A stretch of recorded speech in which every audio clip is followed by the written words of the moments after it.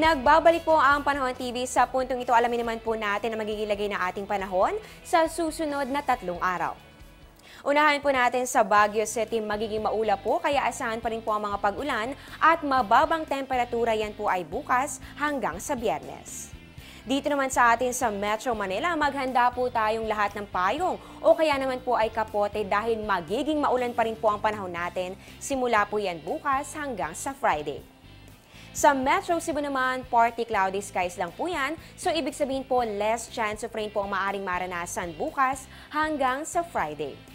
Sa Metro Davao naman, magkakaroon lamang po ng mga pulo-pulong pag-ulan o pagkidlat, pagkulog.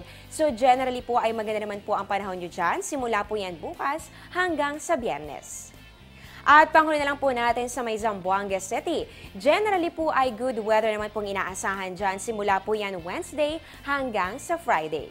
At ngayon man po para po sa mga bakasyonista, ano nga ba magiging lagay na ating panahon sa tourist destinations ng bansa? Ito po alamin po natin. Para po sa Camiguin, meron po yan 24 to 33 degrees Celsius. At dito naman po sa may El Nido, Palawan, meron po yan 23 to 31 degrees Celsius. Dito naman po sa may Anilao, meron po yan 25 to 29 degrees Celsius. At sa may Banawe Rice Terraces, naku, napakalamig po ng temperatura. Meron po yang 17 to 22 degrees Celsius. Ngayon po, alamin naman po natin kung ano nga bang ibig sabihin ng mga kulay sa rainfall warning system ng Pag-asa. Ito po ang napapanahong kaalaman.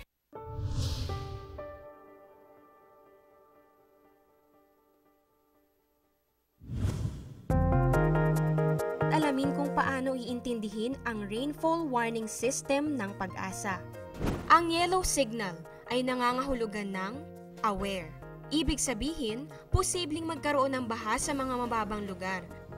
Ang orange signal naman ay nangangahulugan ng prepare. Sa ganitong sitwasyon, meron ng baha at posible itong tumaas pa. Ang red signal ay nangangahulugan ng take action. Higit pang tataas ang baha at dapat nang lumikas ang mga residente. Tandaan ang kahulugan ng rainfall warning system bilang gabay sa susunod na pag-ulan.